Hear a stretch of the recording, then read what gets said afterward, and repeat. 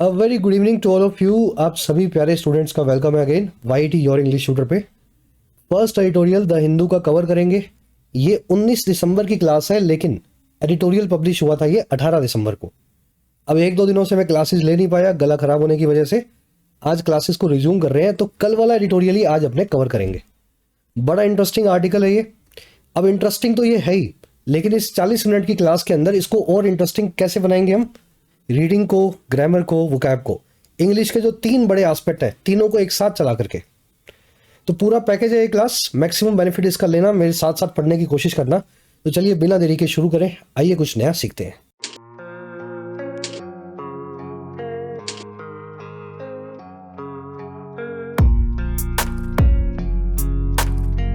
कह रहा है जी रियर गार्ड एक्शन। देखिए, एक्शन तो आप समझते ही हैं, हरकत। रियर गार्ड क्या होता है ये आपको भी डिटेल में करवाऊंगा मैं। रियर गार्ड का मतलब होता है डैमेज कंट्रोल। जब बाजी हाथ से निकल जाए, जब मैच आप हार चुके हो, जब शिकस्त का सामना कर रहे हो, उस वक्त आप कोशिश करते हैं कि जितना कम नुकसान हो उतना ही, है ना। तो ये काम कहलाता है रियर गार्ड एक्शन। कह रहा है जी दिल्ली की सरकार भी जंग हार गई है क्लाइमेट से और खराब हवा से, और अब डैमेज कंट्रोल मोड में है। कैसे भी करके कुछ एक्शंस लेकर के क्लाइमेट को सही करने की कोशिश कर रही है। चलिए टाइटल पैराग्राफ देख लो। ये रियर गार्ड वर्ड अभी करवाऊंगा आपको, वन वर्ड है, इसका एक और सिनोनिम है वैनगार्ड। पहले टाइटल पैराग्राफ देखते हैं क्या कहना चाह रहा था। कह रहा है जी India needs year round action to tackle fall out of change in weather. कह रहा है भारत देश जो है इसको जरूरत है, इट नीड्स, ऐसे एक्शन की, ऐसे मेजर्स की, ऐसे कदमों की जो ईयर राउंड हो, पूरा साल चले। सिर्फ नवंबर दिसंबर के ना हो, पूरा जनवरी से दिसंबर तक वो एक्शंस चलें। और क्यों चाहिए हमें? ताकि हम टैकल कर सकें या जूझ सकें या सामना कर सकें फॉल आउट का या दुष्परिणामों का, बैड कॉन्सिक्वेंसेस का, वेदर में चेंज का या मौसम में बदलाव का। तो नवंबर दिसंबर में हवा अगर खराब होती है दिल्ली एनसीआर की, तो नवंबर दिसंबर वाला जो है सिनेरियो अक्टूबर से प्ले आउट नहीं होना चाहिए। इसी जनवरी से लग जाओ कि अगली नवंबर में हवा ना खराब हो। पूरा ईयर राउंड एक्शन आपको लेना पड़ेगा। इंडिया सब्जेक्ट है आपका, नीड्स इसकी वर्ब है। टैकल करना, किसी चीज से निपटना। याद रखें टैकल के साथ में विद नहीं लगाते। जब किसी चीज से निपटना होता है तो आप लिखते हैं deal with, content with, put up with, है ना, सबके साथ विद लगा होता है। लेकिन टैकल का मतलब भी निपटना होता है, लेकिन टैकल वर्ड अपने साथ में विद नहीं लेता। फॉल आउट होते हैं दुष्परिणाम, बैड कॉन्सिक्वेंसेस या बुरे नतीजे। इसके लिए एक और अच्छा वर्ड है हमारे पास, रेमिफिकेशंस। रेमिफिकेशंस। अब आ जाओ ये रियर गार्ड क्या होता है। ये समझा मैं इसलिए रहा हूं क्योंकि देखो वैसे सीधे भी निकल सकते हैं अपने, मैंने आपको बता दिया रियर गार्ड मतलब डैमेज कंट्रोल, लेकिन कुछ ऐसे तरीके से समझो कि दो चार वर्ड्स और भी याद हो जाए और इसकी कहानी सी बन जाए दिमाग में। देखिए ये बटालियन है आर्मी की, ये आपकी आर्मी है, ठीक है, ये दुश्मन की आर्मी है। ये जो सबसे आगे टुकड़ी रहती है, जो आर्मी के अंदर जो सबसे आगे टुकड़ी रहती है, वो कहलाती है वैनगार्ड। इसका काम होता है सामने वाली सेना को या फौजों को सरप्राइज करना, उनको हैरान कर देना, और ताकि जब ये हैरान कर देंगे तो पीछे वाली फौजें जो है आगे जाकर के बैटल को जीत लेंगी। तो वैनगार्ड तो आप समझ गए, सबसे आगे वाली टुकड़ी होती है वैनगार्ड, जो ऑफेंसिव करती है, जो आगे बढ़ती है। अब देखो होता क्या है, कभी कभी जंग में आपको हार का सामना करना पड़ता है। उस वक्त पता है क्या होता है, ये वैनगार्ड जो है ना, ये बन जाता है रियर गार्ड। कैसे? आपकी आर्मी हार रही है तो आपका राजा बोलेगा कि भागो। जब भागोगे तो अब इस डायरेक्शन में भागोगे, तो ये पीछे वाली जो टुकड़ी है ये रुक जाएगी यहीं पे और एनिमी को रोक के रखेगी, ताकि मेन जो टुकड़ियां हैं वो भाग सके, राजा को बचाया जा सके। समझ पा रहे हो? वैन गार्ड भी यही है, रियर गार्ड भी यही है। जब आप जीत रहे होते हैं तो ये आगे बढ़ती है, दुश्मन से लड़ती है। जब आप हार रहे होते हैं तो ये दुश्मन के सामने टिक जाती है ताकि बाकी लोग जिंदा बच सके। यही कहलाता है अंग्रेजी में रियर गार्ड एक्शन। दिल्ली की सरकार जब जंग हार गई तो इसी तरह के डैमेज कंट्रोल मेजर्स कर रही है। अब वैन गार्ड और रियर गार्ड दोनों वन वर्ड्स देख लेना, बार बार आपकी रीडिंग में आते हैं। अब जल्दी से आगे बढ़ेंगे। इस आर्टिकल की मैं आपको वोकैब दिखाता हूं। ऐसे कहानियों के साथ ही वोकैब याद किया करो, जैसे अंग्रेजों ने बनाई है वही कहानियां मैं आपको बता रहा हूं, कुछ मनगढ़ंत नहीं है ये, है ना। चलो वोकैब देखें। वाईटी चैनल का एक टेलीग्राम ग्रुप है जिसमें सभी नोट्स, पीडीएफ्स, नोटिफिकेशंस आपको मिलते हैं। All of you are welcome to join the group.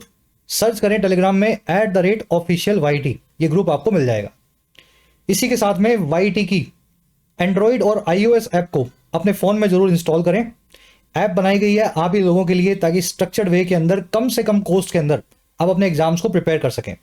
अगर आप कोई ऐसा एग्जाम दे रहे हो जिसमें ग्रामर, रीडिंग, वोकैब, जिसमें क्लोज टेस्ट, आरसी आता है, तो आप इंग्लिश अनलॉक कोर्स में एनरोल्ड हो सकते हैं, जिसमें 150 घंटे के अंदर ये सारी चीजें आपको कवर करवाई गई हैं, एसएससी, बैंक, रेलवे, डिफेंस, किसी भी एग्जाम के लिए।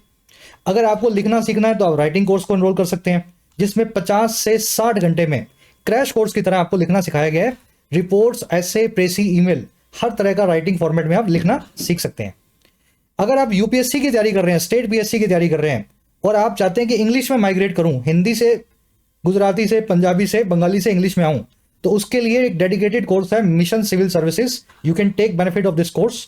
200 घंटे का कोर्स है, बहुत अफोर्डेबल कीमत में, जिसमें सी सेट से लेकर के डिस्क्रिप्टिव, आरसी, एसे, प्रेसी, आंसर राइटिंग, हर पार्ट, हर एस्पेक्ट हमने कवर करवाया है। कोई भी क्वेरी होती है ऐप्स रिलेटेड, ये नंबर है हमारा, टीम से आप व्हाट्सएप के थ्रू इस नंबर पे बात कर सकते हैं। ऐप का लिंक फर्स्ट कमेंट में इस वीडियो के नीचे आपको मिल जाएगा। चलिए, ये वोकैब शीट है अपनी, थोड़ी और जूम इन करता हूं मैं इसको ताकि ठीक से आप देख पाओ इसको। पहला वर्ड है रेपरकशन। इस वर्ड का मीनिंग बहुत लोगों को पता होता है, बड़ा कॉमन सा वर्ड है अगर आप थोड़ी बहुत भी रीडिंग करते हो ना, लेकिन इसकी स्पेलिंग अगर आपको लिखने को दी जाए तो बड़ा मुश्किल हो जाए, क्योंकि ये बीच वाला आर आप मिस कर दोगे। पूरा वर्ड है रेपरकशन, रैपर, और मतलब क्या है, बुरे परिणाम, बैड कॉन्सिक्वेंसेस या बुरे नतीजे। कोविड-19 lockdowns have brought in severe economic repercussions for Sri Lanka. कोविड-19 के जो लॉकडाउन हैं वो लेकर के आए हैं बहुत ही खराब आर्थिक बुरे नतीजे या दुष्परिणाम श्रीलंका नाम के इस देश के लिए। चलिए, ये सारे इसके सिनोनिम्स हैं। साइड इफेक्ट बोल दो, रेमिफिकेशन बोल दो, इम्प्लीकेशन बोल दो, फिर फॉल आउट भी इसका सिनोनिम है एक, जो आज आप आर्टिकल में देखेंगे, फॉल आउट। चलिए, अगला वर्ड अपने पास बर्जन, BURGEON। हिंदी में मतलब होता है इसका दिन दुगना रात चुगनी, तरक्की करना, फलना फूलना, ग्रो करना, लेकिन बहुत तेजी से। The GDP of the nation has been burgeoning. जो अर्थव्यवस्था है, GDP है इस कंट्री की, वो तेजी से ग्रो कर रही है, बर्जन कर रही है। और कैसे? एट अ क्विक पेस, बहुत तेज पेस पे, फॉर लास्ट 2 डेकेड्स, पिछले 20 सालों से, 2 दशकों से। डेकेड का मतलब होता है 10 साल, तो 2 डेकेड यानी 20 साल। तो तेजी से बढ़ने को, ग्रो करने को बर्जन करना, और इन सभी वर्ड से बताया जाता है। देखो, प्रोलिफरेट आया था 4-5 दिन पहले, बूम, फ्लरिश भी बहुत बार देखा होगा। आज इसका सिनोनिम मशरूम आप आर्टिकल में देखेंगे, बहुत तेजी से किसी चीज का ग्रो करना। अब मशरूम बना कैसे है? क्योंकि मशरूम भी बहुत तेजी से ग्रो होती है। कीचड़ कहीं पड़ा है, जंगल में पानी है, ह्यूमिडिटी है, 1-2 दिन के बाद देखना वहां मशरूम उग जाएगी, है ना, जहरीली मशरूम्स। तो ये अचानक से उगने वाला पौधा है या फंगस है, फंजाई है, वहीं से वर्ड हमने मशरूम बना लिया जब कोई चीज तेजी से ग्रो करती है। मशरूम पता ना आपको? चलो, अगला वर्ड अपने पास प्लंज। देखिए, प्लंज का मतलब होता है गोता खाना। वो जो गोताखोर होते हैं, तैराक होते हैं, ऊपर से अचानक से गोता मार के नीचे आते हैं ना, आपने देखा होगा स्पोर्ट्स में तैराक लोग, तो वो प्लंज करते हैं स्विमिंग पूल के अंदर, ड्रॉप करते हैं शार्पली, है ना, एकदम 90 डिग्री एंगल पे गोता मारते हैं। तो वहां से वर्ड बनाया गया गोता खाने के लिए। The economy is plunging. Economy जो है प्लंज कर रही है, गोता खा रही है, और किसमें? इनटू अ सीवियर रिसेशन, एक बहुत ही खराब रिसेशन या मंदी में। अब देखो, गोता खाने को, प्लंज करने को नोज डाइव करना भी बोलते हैं। देखिए, डाइव मतलब वही गोता मारना, नोज मतलब नाक की सीध में, बिल्कुल एकदम सर नीचे है, पाँव ऊपर है, और इस तरीके से कोई चीज नीचे आ रही है, जैसे क्रैश होता हुआ कोई प्लेन हो, तो वहां से वर्ड कनेक्ट करके रखना, नोज डाइव। और इसका एक सिनोनिम है प्लमेट। प्लमेट का मतलब होता है लुढ़क करके गिर जाना। जैसे अचानक से कोई शराबी लुढ़क जाता है ना, कैसे गिरता है वो नीचे, मुंह के बल, वहीं से वर्ड बनाया गया प्लमेट। तो ये plunge, nose dive, tumble, plummet, ये सारे एक दूसरे के सिनोनिम है। आज ये दोनों वर्ड्स आर्टिकल में आएंगे तेजी से गिरने के लिए। चलिए, लास्ट वर्ड अपने पास आज का, सेकंड लास्ट, वैक्यूस। ये वर्ड बना है वैक्यूम से। वैक्यूम क्या होता है? निर्वात, जिसमें हवा ना हो। अगर मैं आपको कोई ऐसी धमकी दूं, कोई ऐसी बात बोलूं जिसमें कोई दम ना हो, समझ पा रहे हो? जैसे डोनाल्ड ट्रंप बोलते हैं दुनिया को, आपने देखा होगा, बड़ी धमकियां देते हैं। तो ये सारी ऐसी बातें जिनमें कोई सब्सटेंस नहीं होता, कोई अंदर कोई सार नहीं होता, जो माइंडलेस होती हैं, बेवकूफ़ी भरी होती हैं, उनको अंग्रेजी में बोला जाता है वैक्यूअस, क्योंकि इनमें हवा भरी होती है, निर्वात होता है, वैक्यूम होता है। The movie had a vacuous story. Movie की स्टोरी जो है या जो कहानी है वो वैक्यूअस थी, या फिर क्या कह दूं, मतलब माइंडलेस थी, है ना, कुछ दम नहीं था उसमें, बस नाम की स्टोरी थी, कहने भर के लिए कहानी थी। तो चलिए, ये वैक्यूअस वर्ड, ब्लैंक, एम्प्टी, माइंडलेस, इसके सिनोनिम्स हैं। You will see this word in today's article. Last word अपने पास, रिगर्जिटेट। ये वर्ड आपने, मुझे नहीं पता आपकी रीडिंग कितनी है, लेकिन बहुत अच्छी रीडिंग करते हो तो भी ये वर्ड बहुत कम मिलेगा आपको। रिगर्जिटेट का मतलब होता है वॉमिट करना। ज़्यादा कुछ खा लिया आपने उल्टा पुल्टा तो अंदर से बॉडी में से सब बाहर निकल जाता है ना, वॉमिट समझते हैं ना, तो वॉमिट करना। तो ये वॉमिट वाला मीनिंग इसका कम यूज होता है। दूसरा जो मीनिंग है ना इससे जुड़ा हुआ वो आपको याद रखना है, वो होता है किसी चीज़ को उगल देना। जब आप वॉमिट करते हो तो आप कुछ उगल ही रहे हो, और मैं आपसे कुछ बताऊं, आपने पूछा ही नहीं फिर भी बता दूं। इस तरीके से जब मैं तोते की तरह कोई चीज़ उगल देता हूं आपके सामने, तो अंग्रेजी में उसको बोलते हैं रिगर्जिटेट कर रहे हो आप। ठीक है, थोड़ा सा मेरे को पता है ये अजीब सा लग रहा होगा आपको, उल्टी से ये कैसे कनेक्ट हो गया, लेकिन ये वर्ड ऐसे ही बना है। मैनी स्टूडेंट सिंपली रिगर्जिटेट, बहुत सारे स्टूडेंट सिंपली ही तोते की तरह उगल देते हैं, रिगर्जिटेट कर देते हैं। और क्या, what they here in lectures, जो वो लेक्चर्स में सुनते हैं। तो आज ये वर्ड जो है रिगर्जिटेट अब आर्टिकल में देखेंगे, उगलने के लिए यूज हुआ है। अब आ जाओ आर्टिकल पे, एक समरी आपको दें किस बारे में लिखा हुआ पता लगे आपको। देखिए समरी ये है कि दिल्ली में नवंबर दिसंबर में पूरे एनसीआर रीजन में, ना केवल दिल्ली, मौसम बड़ा खराब होता है। एक तो हवा टॉक्सिक होती है, जहरीली, ऊपर से AQI बढ़ जाता है, साथ में कोहरा या धुंध होने की वजह से हाईवेज पे एक्सीडेंट्स होते हैं। तो अगर आप सड़क पे निकलोगे एनसीआर में तो एक्सीडेंट हो जाएगा, घर पे बैठे रहोगे तो जहरीली हवा से वैसे ही मर जाओगे। तो ऐसा बुरा हाल दिल्ली के लोगों का हर साल होता है। अब इसके लिए सरकार जो मेजर्स उठा रही है ना, वो उठाती है दिसंबर में जाकर के, जब इनके पास लगता है कि हम कुछ कर ही नहीं सकते, जंग पूरी हार चुके हैं क्लाइमेट से, तब कुछ एक्शन सरकार लेती है। हमारा आर्टिकल कह रहा है कि ये एक्शंस आपको पूरा साल लेने चाहिए। आप लास्ट मोमेंट पे रियर गार्ड एक्शन लेते हो, जंग हारने के बाद में डैमेज कंट्रोल एक्शन लेते हो, जो कि गलत है। यही काम फरवरी में कर लेना इस साल, अगले दिसंबर के लिए, तो ताकि ये नौबत जो है ना आए। क्रिटिकल टोन में लिखा हुआ आर्टिकल दिल्ली की गवर्नमेंट को क्रिटिसाइज कर रहा है। चलिए आर्टिकल को शुरू करते हैं। फर्स्ट पैराग्राफ आपके सामने, आराम से वीडियो को पॉज करना है, एक रीडिंग लेनी है, इसकी मीनिंग निकालना है। शुरू करें, वीडियो को पॉज करके खुद से ट्राई दिया करो। कह रहा है the fog season has commenced in India, kick starting the annual cycle of adversity, accidents and chaos in northern India. कह रहा है फॉग का सीजन या धुंध का, कोहरे का जो सीजन है, शुरू हो चुका है, कमेंस हो चुका है, स्टार्ट हो चुका है भारत में। अच्छा, कैसे स्टार्ट हुआ है? किक स्टार्ट करते हुए, झटके से शुरू करते हुए। आजकल तो गाड़ियों में सेल्फ आ रहे हैं, एक्टिवा में, बाइक्स में। आज से 5-7 साल पहले सेल्फ की जगह पे लोग किक मार के स्टार्ट करते थे गाड़ी को, तो वो था झटके से स्टार्ट करना। तो कह रहा है जी फॉग सीजन जब भारत में आता है ना, तो वो आता है किक स्टार्ट करते हुए, झटके से शुरू करते हुए, हर साल के इस साइकिल को, एनुअल साइकिल को, जो है मुश्किलों का, एडवर्सिटी का, एक्सीडेंट्स का, दुर्घटनाओं का, और केओस का, अराजकता का, अफरा तफरी का, पूरे नॉर्दर्न इंडिया में एनसीआर रीजन में। फॉग सीजन सब्जेक्ट है, हैज कमेंस्ड परफेक्ट टेंस में इसकी वर्ब है। किक स्टार्ट करना मैंने आपको बता दिया, इसको क्रैंक अप करना भी बोलते हैं। ठीक है, गाड़ियों में तो किक लगा लेते हो आप, बाइक्स में, एक्टिवा में। अब बड़ी गाड़ी में, कार में तो किक होती नहीं, तो उसमें क्रैंक होता है, जंप भी करते हैं आप, बैटरी लगा कर भी स्टार्ट कर सकते हैं उसको। तो किक स्टार्ट करना, अचानक से शुरू करना, धक्का मार के क्रैंक अप करना, या जंप स्टार्ट करना, ऐसे सारी फ्रेजल वर्ब्स एक दूसरे से कनेक्टेड है। कह रहे the spike in particulate matter pollution after monsoon winds and how it lays bare the year round unmitigated pollution. अब देखो बीच में डैश लगा हुआ है और यहां भी डैश है, तो ये सारा बीच का छोड़ दो, पद पढ़ो इसको, इस पूरे को बीच में से स्किप करेंगे। कह रहा है इज वेल नॉन, आसान तरीका बता रहा हूं इस सेंटेंस को पढ़ने का। कह रहा है जो स्पाइक आया है, उछाल आया है पार्टिकुलेट मैटर पोल्यूशन में। देखिए पोल्यूशन आप समझते हैं प्रदूषण, पार्टिकुलेट मैटर मतलब मोटे मोटे उसमें पार्टिकुलेट होते हैं पोल्यूशन के अंदर। धुंध होगी, कोहरा होगा, डस्ट होगी, है ना, जिसको आप छान सकते हो, फिल्टर लगा करके साफ कर सकते हो।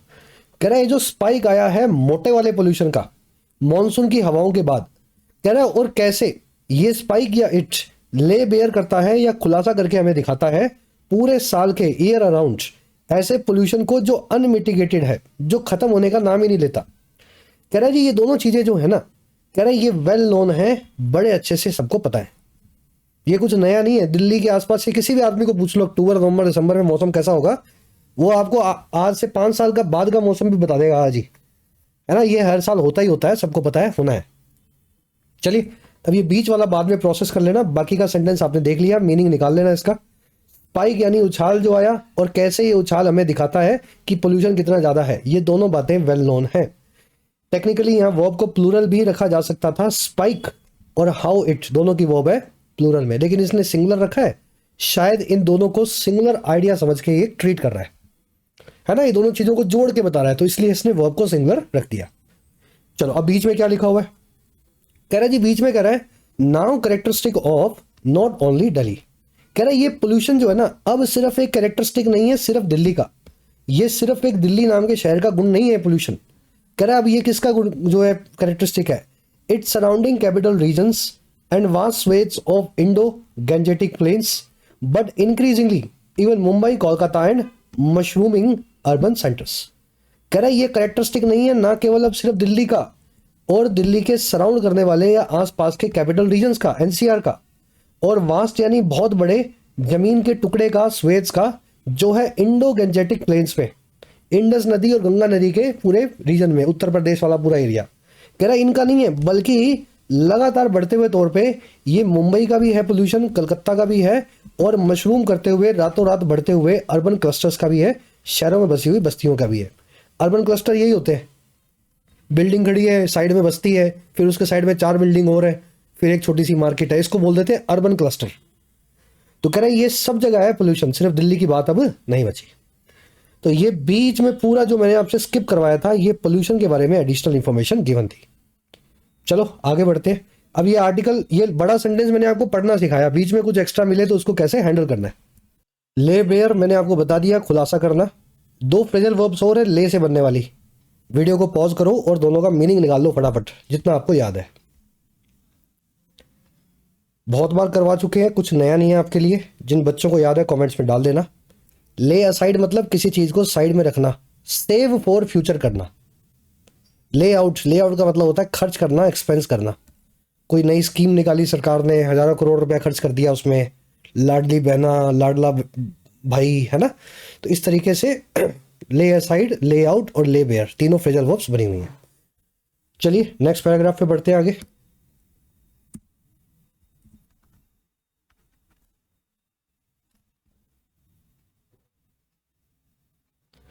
कह रहा है जी fog which results from the fall in temperatures and accumulation of moisture close to the ground is also accompanied by air quality nose diving। कह रहा है ये जो फॉग है, ये जो कोहरा है, जो कि रिजल्ट फ्रॉम होता है, जो नतीजा आता है फॉल से या गिरावट से टेम्परेचर में या मौसम में, और एक एक्यूमुलेशन से या इकट्ठे हो जाने से मॉइस्चर के, नमी के, ग्राउंड के आसपास। कह रहा है ये फॉग जो है ना ये साथ ही साथ अकॉम्पनेड बाय होता है या इसकी कंपनी में होता है, जुगलबंदी में होता है, और क्या, air quality nose diving, nose dive करती हुई, गोता मारती हुई एयर की क्वालिटी। तो फॉग के साथ में आप देखोगे एयर की क्वालिटी भी खराब होती है। चलिए फॉग की वर्ब है is accompanied by. When something is accompanied by का समथिंग एल्स, तो मतलब दोनों चीजें साथ में आ रही हैं, एक दूसरे की कंपनी में है, हाथ में हाथ मिला के आ रही हैं।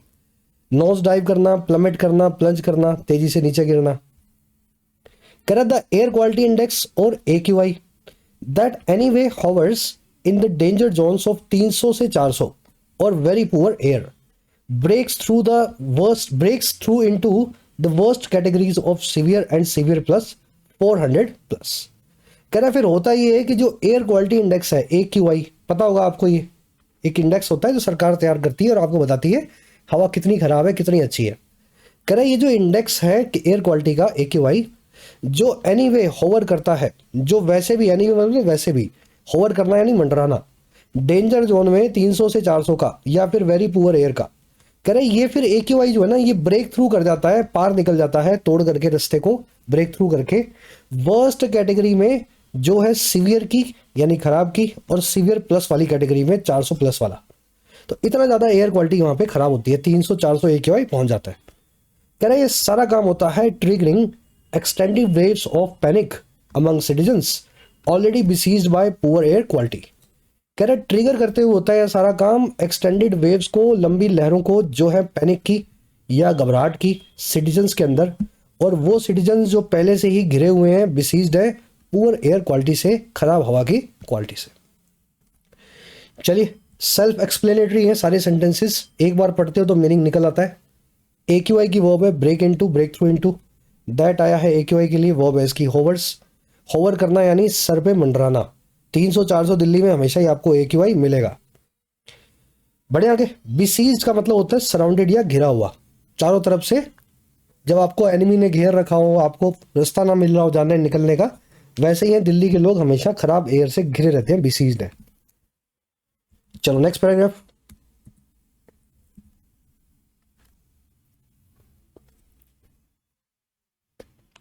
कह रहे fog does not necessarily increase the toxicity of the air which is anyway beyond permissible limits but brings in additional catastrophes from poor visibility. कह रहे ये फॉग जो है, धुआं जो है, ये स्मोक जो है, ये नेसेसरीली कोई इंक्रीज नहीं करता। जरूरी नहीं है कि ये इंक्रीज करे, नेसेसरी नहीं है कि बढ़ाए हवा की टॉक्सिसिटी को या जो है एयर की जहरीलेपन को। कोहरे का मतलब ये बिल्कुल नहीं है कि हवा गंदी है। कह रहा जी ये जो हवा है विच इज एनीवे, या जैसे भी या कैसे भी, बियॉन्ड होती है परमिसिबल लिमिट के। इस हवा में वैसे भी जहर पहले से खूब होता है। कह रहा लेकिन करता क्या है फिर फॉग? कह रहा जी बट ये करता ये है, इट ब्रिंग्स इन, ये लेकर के आता है एडिशनल कैटास्ट्रॉफिस को, और ज़्यादा आफतों को या आपत्तियों को, पुअर विजिबिलिटी की वजह से, खराब देखने की हालत की वजह से। तो कोहरे से हवा खराब नहीं होती, क्योंकि हवा तो दिल्ली की पहले से ही खराब है, एनीवे वो परमिसिबल लिमिट के पार है। कोहरे से ये होता है कि इस खराब हवा में आपका व्हीकल चलाना बड़ा डेंजरस हो जाता है, पुअर विजिबिलिटी आपको परेशान करती है। चलिए, फॉग की वर्ब है पहली, डज नॉट इंक्रीज। फॉग की दूसरी वर्ब है ब्रिंग्स इन। फॉग नहीं बढ़ाता हवा के जहरीलेपन को, और फॉग लेकर के आता है कैटास्ट्रॉफीज को या आपदाओं को, तूफानों को। कैटास्ट्रॉफी मतलब डिजास्टर, कैलामिटी, कोई बड़ा हादसा। कह रहा जी so far at least 25 people have been killed and 59 people have been injured in fog linked road accidents across Uttar Pradesh. कह रहा जी अभी तक देखे इस साल तो कम से कम 25 लोग जो हैं मारे जा चुके हैं और 59 लोग इंजर्ड हो गए हैं फॉग से जुड़े हुए या कोहरे से जुड़े हुए रोड एक्सीडेंट्स की वजह से पूरे उत्तर प्रदेश में। कह रहा with the worst tragedy unfolding on the Yamuna expressway in Mathura. और ये सारा काम हुआ है सबसे खराब ट्रेजेडी के अनफोल्ड होने के साथ ही, सबसे बुरी दुर्घटना के घटित होने के साथ ही, यमुना एक्सप्रेसवे के अंदर मथुरा के आसपास हुआ क्या यहाँ पे? Where a multi vehicle pileup turned into an inferno. जहां पे एक बहुत सारे व्हीकल्स का जो ढेर था, पाइलअप था, वो टर्न हो गया, बदल गया एक इन्फर्नो में, एक नरक की आग में। इन्फर्नो क्या होता है? ऐसी आग जिससे बचना मुश्किल हो, नरक की आग। तो फॉग में क्या होता है? एक व्हीकल दूसरे में टकराया, दोनों सड़क के बीच में आगे खड़े हो गए, फिर पीछे से जो व्हीकल आ रहे थे इनको ये दोनों नहीं दिख रहे, तो एक पूरा पाइलअप बन जाता है। 10-15 मिनट में 20-30 व्हीकल एक दूसरे में टकरा के खड़े हो जाते हैं सड़क के बिल्कुल बीचों बीच। तो यही हुआ इस साल, 25 लोग जो हैं जल के मरे हैं एक्सप्रेसवे के आसपास फॉग की वजह से हुए एक्सीडेंट्स में, और 59 पीपल जो है इंजर्ड हुए। ट्रेजेडी यानी हादसा, अनफोल्ड होना यानी घटित होना, पाइलअप यानी ढेरी, इन्फर्नो यानी नरक की आग। कह रहा airline operations are in disarray in Delhi as 228 flights including 131 departures and 97 arrivals were cancelled। कह रहे फिर एयरलाइन ऑपरेशंस देखें तो वो भी डिसअरे में है, वो भी बहुत खराब हालत में है। देखिए एरे का मतलब होता है सिस्टम, डिसअरे का मतलब है सिस्टम ब्रोकन, कोई आगे कोई पीछे, कोई उड़ी कोई गिरी। तो ये एयरलाइन ऑपरेशन भी जो है वो बहुत ज़्यादा इनका सिस्टम खराब है दिल्ली के अंदर। कह रहे क्योंकि 228 फ्लाइट्स जिनमें 131 डिपार्चर थे और 97 अराइवल थी, इनको कैंसिल करना पड़ा दिल्ली के आसपास। एंड हंड्रेड्स वर डिलेड, और सैकड़ों फ्लाइट जो है वो डिलेड थी सोमवार को, मंडे को। चलिए और कुछ देखने वाला, चलो आगे आएगा। आगे वाले पैराग्राफ में 1-2 ग्रामर कॉन्सेप्ट है, अभी आप फटाफट अपनी रीडिंग को कवर करो यहाँ पे।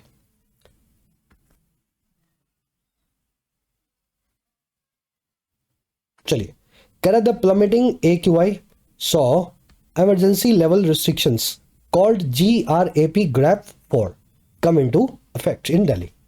कह रहा है जो प्लमेट करता हुआ, गिरता हुआ जो AQI है, एयर क्वालिटी का जो गिरता हुआ स्तर है, इसने देखा इमरजेंसी लेवल की रेस्ट्रिक्शंस को, ऐसी पाबंदियों को जो इमरजेंसी तौर पे सरकार ने लगाई, रियर गार्ड एक्शन के तौर पे, है ना। कह रहा है जिनको कहा जाता है ग्रैप 4, और इसने देखा AQI ने ग्रैप 4 को कम इनटू इफेक्ट होता हुआ या फिर अमल में आता हुआ दिल्ली के अंदर। कम इनटू इफेक्ट होना यानी किसी चीज पे, किसी चीज का इफेक्ट में आना, अमल में आना, इम्प्लीमेंटेशन होना। तो हमने देखा कि गिरता हुआ जो हवा का स्तर है, इसने ग्राफ 4 को कम इनटू इफेक्ट होता हुआ देखा। अब क्या होता है ग्राफ 4 में?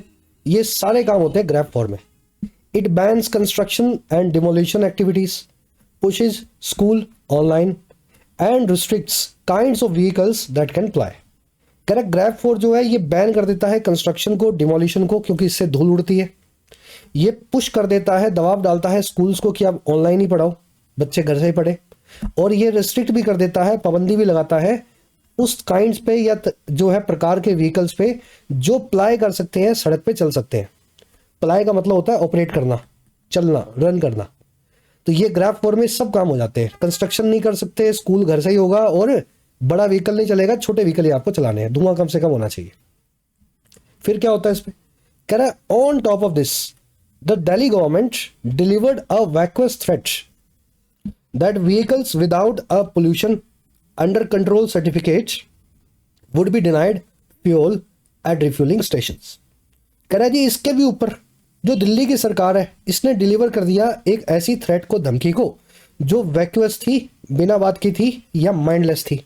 वैक्यूअस मतलब थोथी, जिसमें कोई मतलब नहीं है, बस बोलने को बोल दिया।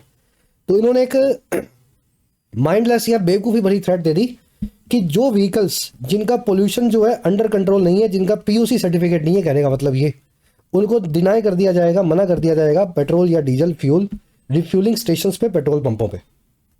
कह रहा है and those that did not comply with Bharat stage या BS6 emission norms would be board from entering city limits. और कह रहा है वो वाले व्हीकल्स जो कंप्लाई विद नहीं करते हैं या पालना नहीं करते हैं BS6 की एमिशन नॉर्म्स को, ये पता होगा आपको, BS4 BS5 BS6 सरकार की ये नॉर्म्स है कि धुआं कितना कर सकता है आपका व्हीकल।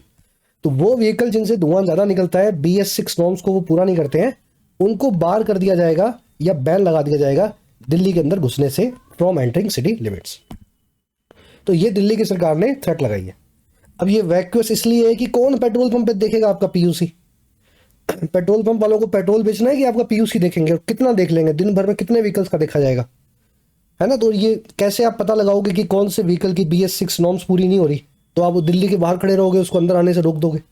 तो इसलिए बोल रहा है कि ये थ्रेट जो है एकदम खाली धमकी है।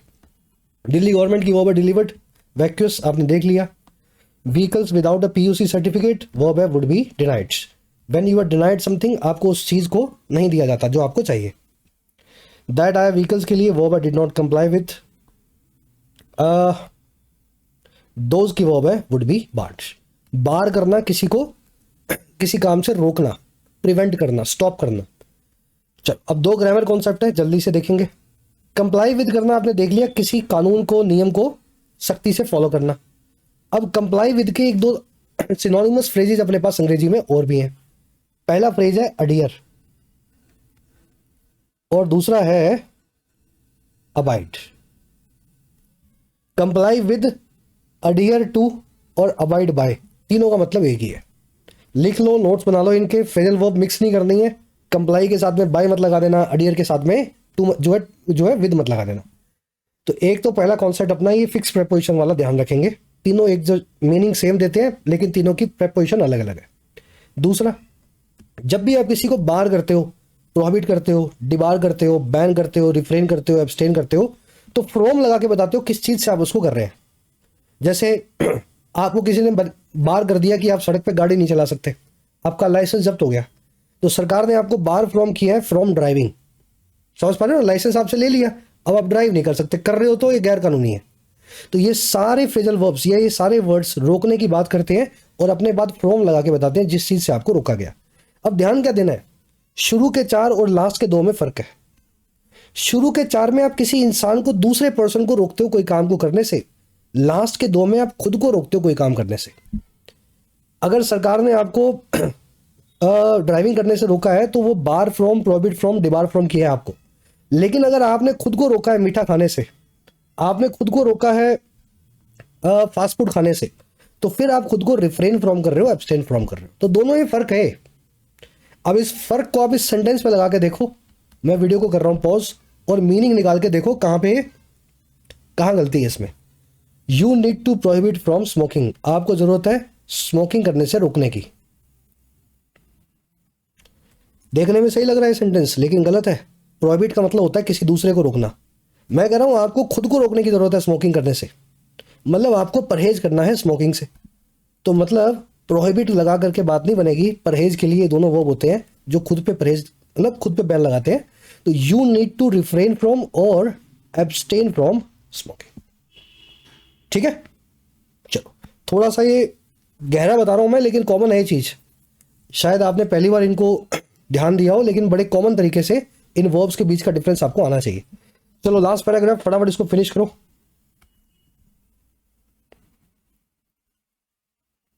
Correct, this does not account for the fact that it is the residual emissions that are unabated in the capital region. कह रहा है दिल्ली की सरकार की धमकी और पागलपन वाली इसलिए भी है क्योंकि ये अकाउंट फॉर नहीं करती है, ये एक्सप्लेन नहीं करती है।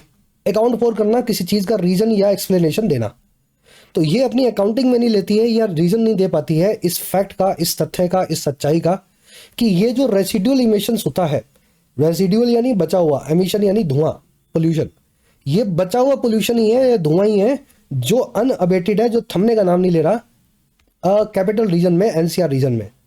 ट्रैप्ड माई मॉइस्चर, जो ट्रैप्ड है या फंसा हुआ है मॉइस्चर के अंदर, नमी के अंदर, दैट डिप्रेसेस द इंडेक्स, जो इंडेक्स को भी डिप्रेस करता है, हवा की क्वालिटी को खराब करता है।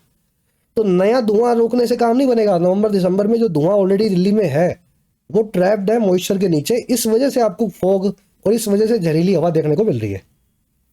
तो नया व्हीकल रोक भी दोगे तो उससे कुछ नहीं होगा, ये आपको पहले से रोकना था सारा एमिशन, अब तो बचा कुचा दिल्ली में जो पड़ा है वही नुकसान कर रहा है। चलिए, दिस की verb does not account for, account for देना, किसी चीज का हिसाब देना, जवाब देना या जस्टिफिकेशन देना। इट की वर्ब इज दैट आया एमिशंस के लिए। अनअबेटेड यानी जो रुकने का नाम ना ले, इंटेंस हो जो थमने का नाम ना ले, है ना। पोल्यूशन अभी भी अनअबेटेड है दिल्ली में। चलिए, कह रहा the centre announces a स्पेट of meetings that do little other than regurgitate exhortations that are unheeded। कह रहा फिर सेंटर की बात करें तो सेंटर भी अनाउंस कर देता है एक स्पेट को, सीरीज को, श्रृंखला को, मीटिंग्स की, जो डू लिटिल करती हैं, ना के बराबर ही कुछ कर पाती हैं, छोड़ करके इस चीज को अदर देन। और कौन सी चीज?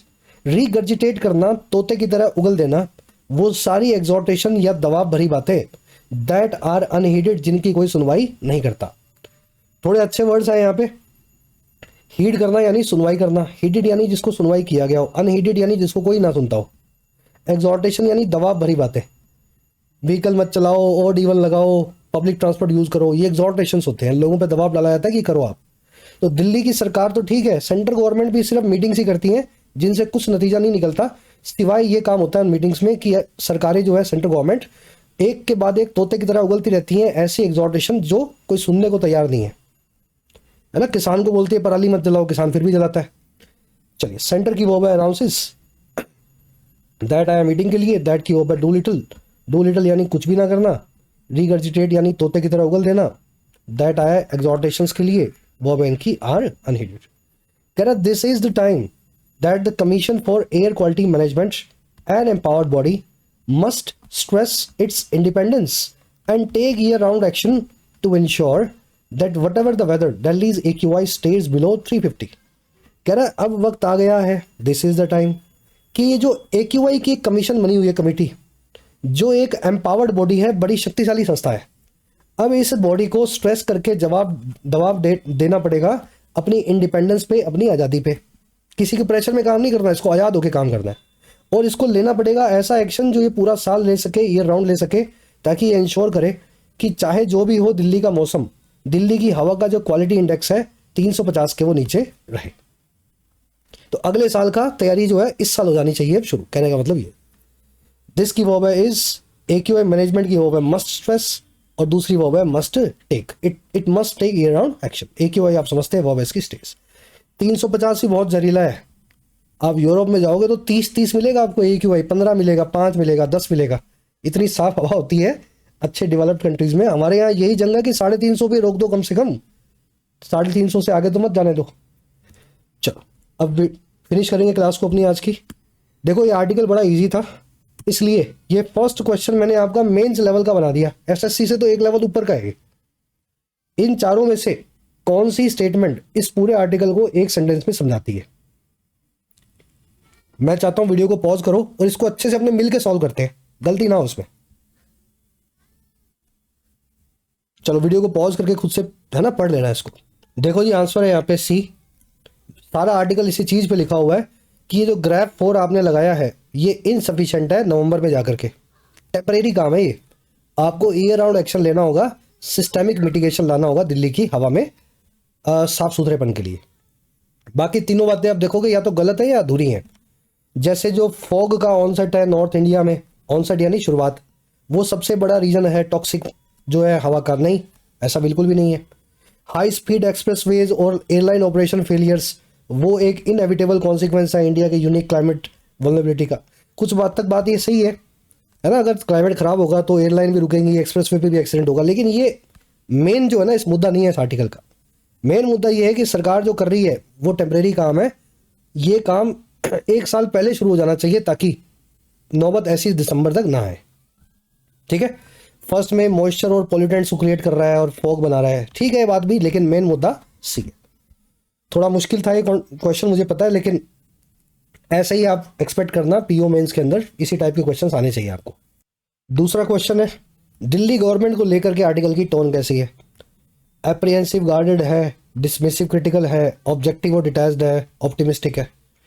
क्रिटिकल टोन है, डिसमिस कर रहा है दिल्ली की सरकार को, है ना, इनके निकम्मेपन को क्रिटिसाइज कर रहा है। चलो लास्ट में वोकैब और ग्रामर क्वेश्चन हैं, मेरे ख्याल से खुद के सॉल्व हो जाएंगे आपके। क्रैंक अप करना, वैनगार्ड और ले असाइड्स, और वैक्यूअस का मीनिंग आपसे पूछा है। ठीक है, ले असाइड का सिनोनिम मीनिंग निकालना है यहाँ पे, इसमें एंटोनिम बताना है वैनगार्ड का, ले असाइड का मीनिंग बताना है। लास्ट में 3 एरर्स भी मिलेंगी, 3 ग्रामर कॉन्सेप्ट जो आपने सीखे अप्लाई करने। 3 से लेकर 9 तक आंसर्स में फर्स्ट कमेंट में डाल रहा हूँ, चेक करें। आउट ऑफ 9 कितने मार्क्स मिले जरूर से शेयर करना। कल की क्लास में आपसे मुलाकात लेंगे। Until then signing out.